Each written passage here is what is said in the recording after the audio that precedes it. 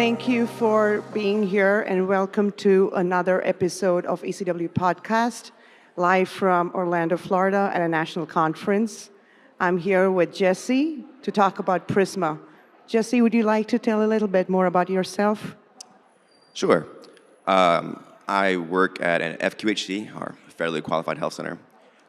It's HealthWorks for Northern Virginia. We've been live on ECW since about 2011.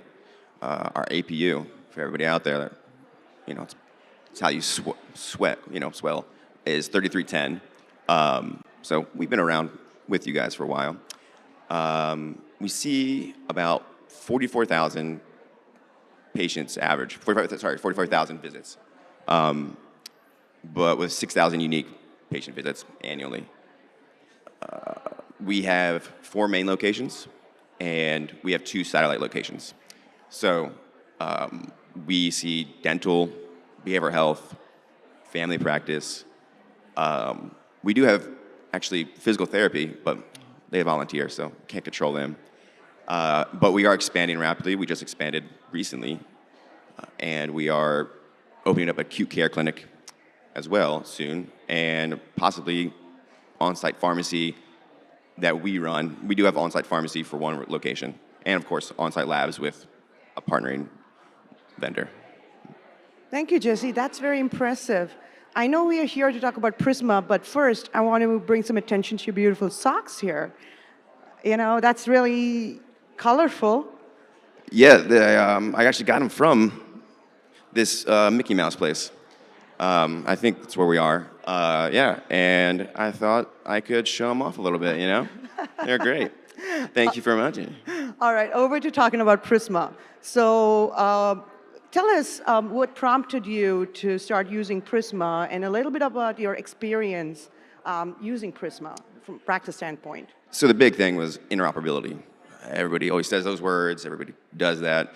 And before it was kind of a thing where eClinicalWorks had their own portal, Epic had their own portal. You had to ask somebody to log into their portal to make a create account, and then it was kind of a nightmarish thing. So because you had to actually ask somebody to get the records, and then these 2 companies, Care Quality and Commonwealth,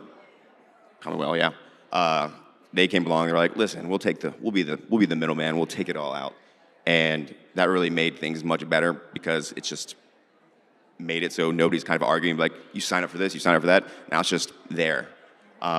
But we do, since we are an FQHC, we do got a lot of ED discharge patients, and sometimes their history isn't all there. So 67% of our patients are uninsured.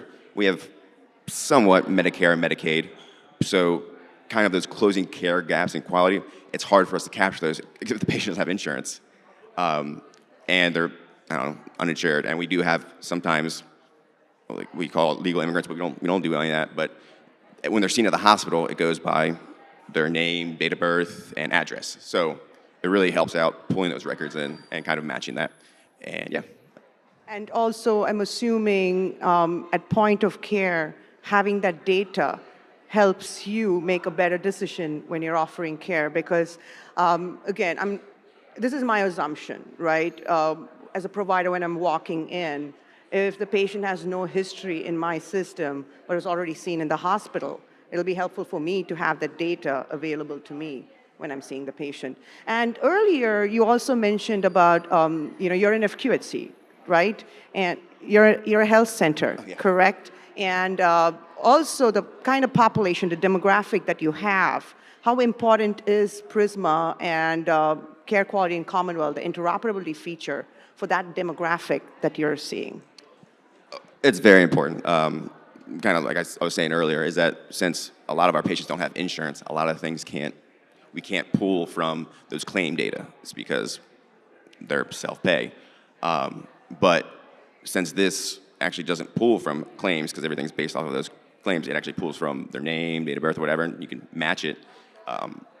We can get a lot more information than trying to use kind of those claim data. And that really helps out because our population is underrepresented, and yeah.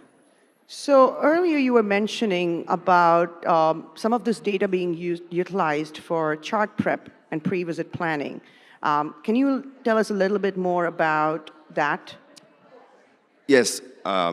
Anytime it pops up, now I think there's a useful functionality where it goes, there's external records, they're there, and it pops up at these hospitals, sure scripts, yada, yada. So that was really helpful. And before, it didn't do that, but now like it alerts them like, oh, I got some external records I can look at. So when a patient's coming to see us and they go look at it, we have an advanced data within like 5 days. So we just kind of, pull all of it. We just want to see it all. And so they can actually see that data when somebody's getting discharged from the hospital, especially if it's an ED follow-up. We can easily see what was done there and kind of what the clinician wanted. And we don't have to log into our local, we have like one main hospital that works around us. We don't have to log into their Epic system and go from there. That we can just kind of pull it. So, and credentialing to get those, yeah. So what would your advice be to those clients that's still on the fence about activating and utilizing PRISMA and care quality in Commonwealth? It's free. There's no downfall to it.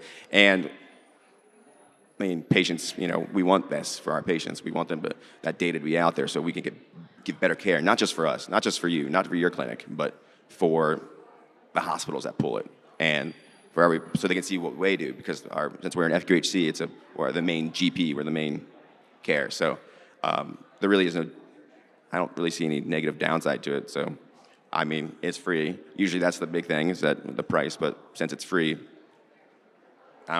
yeah. That's a no-brainer right there. It's free, you activate it, set it up, start using it. Thank you so much for being here with us, Jesse. It's a pleasure having you. I hope you have a wonderful rest of the conference. Thank you. Thank you, everyone.